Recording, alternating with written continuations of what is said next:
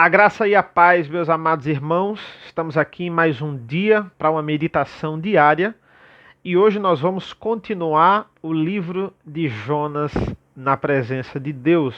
Jonas, capítulo 1. Hoje nós vamos meditar nos versículos 2 e 3. Vamos ler o 1 para recapitular. 1, 2 e 3. Vamos ler? Jonas, capítulo 1. Veio a palavra do Senhor a Jonas, filho de Amitai, dizendo: Dispõe-te, vai à grande cidade de Nínive e clama contra ela, porque sua malícia subiu até mim. Jonas se dispôs, mas para fugir da presença do Senhor, para Tarsis. E tendo descido a Jope, achou um navio que ia para Tarsis. Pagou, pois, a sua passagem e embarcou nele, para ir com eles para Tarsis, para longe da presença do Senhor. Vamos orar mais uma vez. Senhor nosso Deus, nosso Pai, nós te agradecemos pela leitura da tua palavra. Esteja conosco nesta meditação. Nos guia, Senhor, para que nós possamos aplicar essas verdades da forma correta, interpretar e aplicar da forma correta, da forma que te agrade. É isso que nós pedimos e agradecemos. Em nome do teu Filho amado Jesus. Amém. Irmãos, nós vimos ontem que Jonas, filho de Amitai, ele vai receber aqui uma tarefa em que ele não vai se agradar e vai tentar aqui no primeiro momento desobedecer ao Senhor. Era muito difícil para Jonas pregar para os ninivitas. É interessante porque nos faz pensar como Jonas sabia o efeito da palavra de Deus e do que a palavra de Deus poderia causar nos irmãos, conversão. E é justamente isso que ele não queria aqui no primeiro momento para os ninivitas. Não nos é dito como Deus falava com Jonas, mas aqui, segundo Hebreus, nós temos diversas formas como Deus se revelava aos seus profetas, às pessoas da antiga aliança. Podia ser sonho, podia ser visão, revelação, teofania, diversas formas extraordinárias. Outro dado importante que é importante a gente ter em mente é que haviam pouco mais de 120 mil habitantes em Nínive. Irmãos, 120 mil é muita gente. Se você abrir comigo aqui o capítulo 4, o último versículo de Jonas, capítulo 4, versículo 11. E não hei de eu ter compaixão da grande cidade de Nínive, em que há mais de 120 mil pessoas que não sabem discernir entre a mão direita e a mão esquerda, e também muitos animais. É interessante porque muitos comentaristas dizem assim, esses 120 mil, eles são só crianças, porque ele está falando de pessoas que não sabem discernir entre a mão esquerda e direita. E outros comentaristas dizem assim, não, esses 120 mil eram um pouco mais de todos os habitantes mesmo. Porque esse discernir entre a mão esquerda e direita é em respeito à salvação. E aí é uma grande divergência entre os comentaristas, mas não importa. Uma coisa é certa, mais de 120 mil habitantes existia em Nínive. E será que não valia a pena pregar? Se vale a pena pregar para uma pessoa, não vale a pena pregar para uma cidade de mais de 120 mil habitantes? Para onde Jonas estava? Para que ele chegasse em Nínive, ele tinha que cruzar, ele tinha que vencer 800 quilômetros para pregar para um povo que ele não queria. Capítulo 1, ele vai dizer assim, dispõe-te, vai à grande cidade de Nínive e clama contra ela porque a sua malícia subiu até mim. Esse malícia também é traduzido como maldade. Olha, a maldade desses homens é tão grande que eu cheguei ao meu limite. Vai lá e prega contra aquele povo. Os assírios eram povos muito cruéis. Eles matavam e estupravam por prazer quando eles invadiam uma civilização. E Jonas ele vai exercer o livre-arbítrio dele, né? Qual é o livre-arbítrio dele? É você desobedecer a Deus. Mas não dá para desobedecer uma ordem de Deus.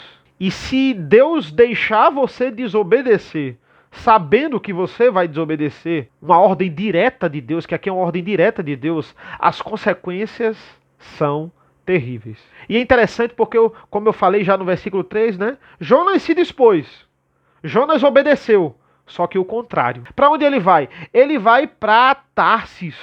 É isso que o versículo 3 nos mostra. Ele se dispôs, mas não foi para obedecer, foi para fugir da presença do Senhor. Tarsis era num local totalmente oposto a Nínive. Deus ele manda ir para o lado e ele vai para o outro lado. Ele vai para o caminho contrário. Isso aí foi uma completa tolice da rebeldia de Jonas, porque Jonas sabia da relevância da palavra de Deus. Ele sabia que se Deus estava mandando e ele pregasse o evangelho, o que é que ia acontecer com aquelas pessoas? Aquelas pessoas iam se converter. Eu não quero que aquelas pessoas se convertam. Não faz sentido o Senhor perdoar um povo tão cruel. O Senhor tem que destruir eles. Não é que eu não tenho que pregar a palavra para eles. Eles vão se arrepender.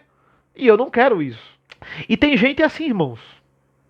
Tem gente que é seletiva ao pregar. Eu tenho um problema pessoal com você, então eu não vou falar do amor de Deus para você. Aqui nós temos um Deus que ama até os inimigos do povo que ele separou. Tem gente que acha que a misericórdia de Deus só vai alcançar quem você acha que merece alcançar. Mas o fato é que ninguém merece. Ninguém merece alcançar essa glória. Ninguém merece alcançar essa graça. Nós só alcançamos pela capacidade do próprio Deus. E esse era Jonas. Ele era um pastor, se fosse nos dias de hoje, ele era um pastor seletivo. Ele só deixava se converter quem ele queria. Era isso que ele estava mostrando a Deus nessa desobediência. E Deus, que como de costume não respeita nenhum livre-arbítrio, até porque ninguém tem, e a gente sabe bem disso, ele resolve perseguir Jonas e literalmente pega ele e bota na direção dele.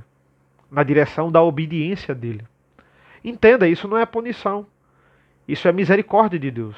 Muitas vezes as nossas decisões erradas, que já está calculada por Deus, tá? Todas as vezes ele deixa a gente tomar, quando a gente toma alguma decisão errada, para nos ensinar. Quando é seu filho, é para nos fazer crescer. E ele literalmente nos tira do plano que a gente acha que vai conseguir alguma coisa com aquilo e nos coloca no plano dele.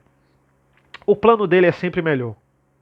O plano dele vai ser sempre melhor para a gente. A gente faz planos, mas o executar é de Deus. E muitas vezes, irmãos, a gente não vê lógica. Como é que aqui vai dar certo? Como é que o Senhor acha que por esse caminho é melhor? Eu não estou vendo lógica. Mas Deus, ele enxerga à frente. E muitas vezes, olha, quando isso nos incomoda mesmo, muitas vezes é difícil confiar. Jonas, ele não estava querendo aqui que esse plano desse certo.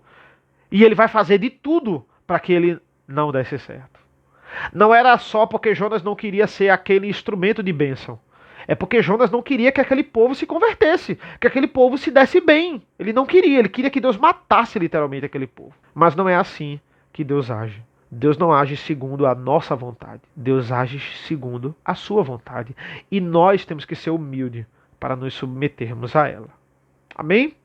Vamos orar ao Senhor? Senhor nosso Deus, nosso Pai, nós te agradecemos por essa meditação. Esteja conosco, Senhor. Usa essas palavras, não só minhas, mas de todos os pastores aqui em cada dia, para que nós possamos crescer na tua palavra. É isso que nós pedimos e agradecemos. Em nome do teu filho amado Jesus. Amém. Irmãos, eu não quero que você espere eu ler a palavra de Deus. Eu quero que você abra a Bíblia junto comigo. Esse é o objetivo das mensagens diárias. Que você abra a Bíblia, que você desfrute da palavra de Deus e que a gente tenha essa devocional juntos todos os dias. Ok?